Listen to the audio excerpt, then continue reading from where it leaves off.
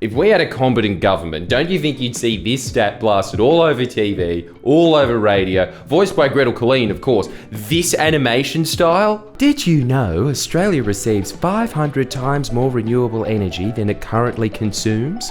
Where from? Mr. Sun and Mrs. Wind, who together create solar flares! Oh no! Well, that's neither accurate, both scientifically or realistically. I don't think a government ad would call wind Mrs. Wind. But this is going to be about how to make Australia very, very rich. Alright? Stick around if you're a patriot. If you click off, you're not a patriot. Remember that? From just renewable energy, Australia has 500 times more energy than we're currently producing. Not just for the next few hundred years like we have with coal either. From now until the sun explodes. So the sooner we switch to renewables, the sooner you won't have to feel guilty about leaving on a nightlight. And I know you're currently thinking, wait, you sleep with a nightlight? Yeah, but to be fair, this does live in my room. Heath from Japan. Even if our population reached 2 billion, which first off, how could it when Australia only has one dad? It wouldn't surprise me if 6 people watching this are thinking, he's my dad and he doesn't even know he is. Even in that scenario where we somehow cloned another John Baby Burgess, we can't do that, there's only one John Burjo, but even if we could, they'd be able to father 1 billion children each, easy. We'd still have enough renewable energy left over to power most of India, which, let's be honest, isn't that big of an accomplishment. Still, no one on Earth stands to gain more from the green tech revolution than Australia. To give you an idea of just how well positioned we are to profit from the green tech revolution, the head of Germany's energy policy masterminded one of the most rapid and successful energy transitions in history. They were once lamenting to Rudd's main economist, "It's not fair. The worst place to produce renewable energy in Australia is better than the best place to produce renewable energy in Germany." He said, I've just discovered that I'm trying to run the world's biggest solar program, and I've discovered that the worst place in Australia for solar energy, it's not the Latrobe Valley, it's the west coast of Tasmania. And he said, that's better than the best place in Germany. Oh, don't get upset, Colonel Klink, who I assume is their energy minister. Well, who else could it be? Some guy called Stefan? Oh, it was! Because countries like Japan, China, the EU, South Korea are all taking climate change seriously, they're actually looking for ways to reduce their carbon emissions, and we are too, clearly. We sent this man to the UN. As such, these heavy manufacturing economies really need to cut back on their emissions spurred on from making cars and this. What is this? Not so louder, please. Sorry. That's okay. Now, to make sure I don't mistake my hair for noodles. Oh, come on! Whoever used that? This is where we come in.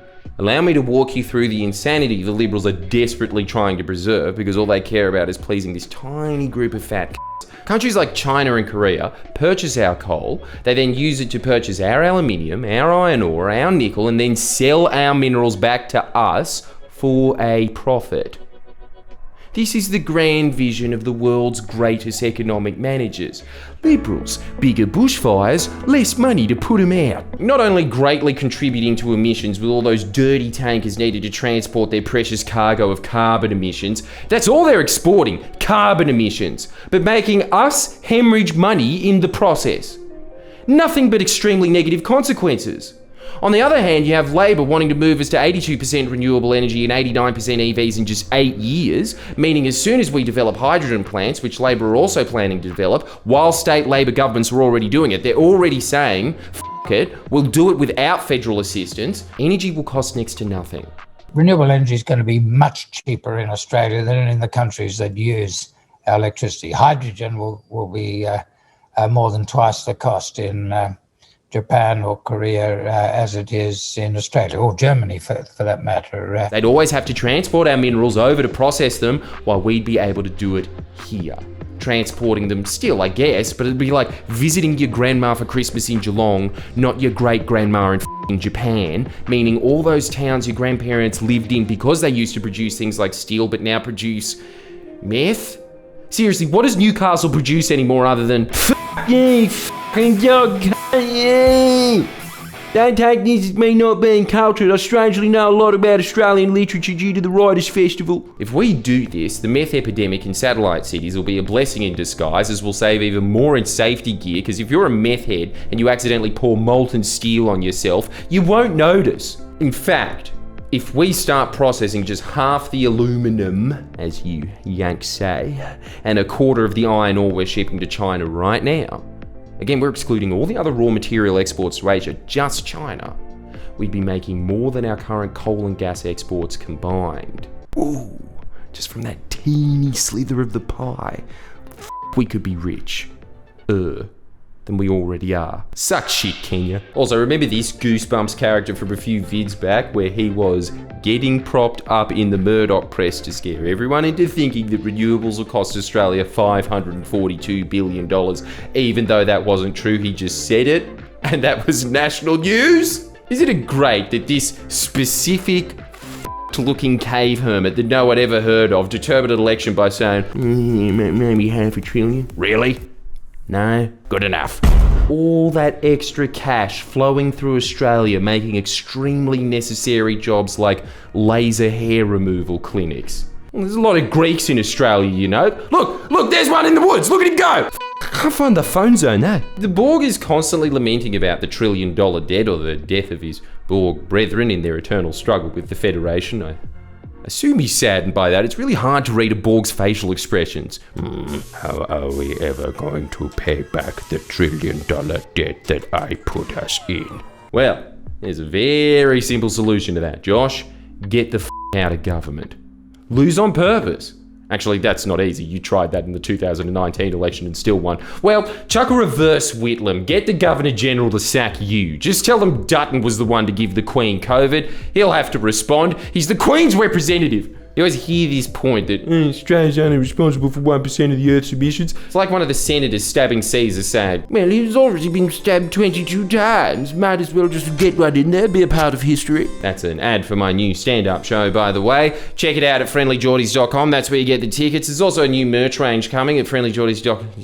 Just go to friendlyjordies.com, all right? But you know what happens when we handle our 1%?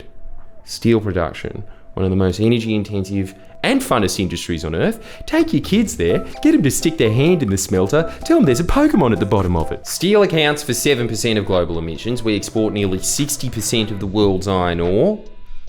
We could knock off 3% like that. Ammonia could be another 1%. That's a reduction of 5% in global emissions from just 0.3% of the global population. Now, Sky News would say, still not enough. Instead of a drop in the ocean, it's just 5. To which I'd say, good point as always, Kenny, but it is nullified by the fact that your head looks like a bowling ball. Here's another reality that's as real as Chris Kenny's head is round.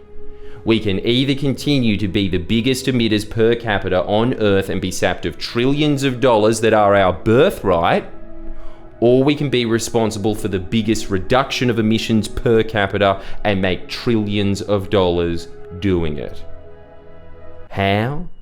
I think you know what I'm going to say. It's coming to election time. You have to convince a couple of people you know to vote Labor. It's the most patriotic thing you could possibly do. These liberal pricks are starving this country of trillions of dollars in just this one specific area. And if you need any more convincing which party will get us to the promised land, guess where most of this information came from? Because if you guess Susie O'Neill, partial credit. She is Aussie. Yeah. One of the chief economists in the Rudd administration who created the roadmap for Australia reducing its carbon emissions, which we were doing under Labor, who wrote the book Superpower, which Tanya Plibersek name dropped during my interview with her because everyone in Labor has read it, and we're implementing this stuff 15 years ago and are still doing so on a state level. This is Labor's roadmap to a carbon neutral future.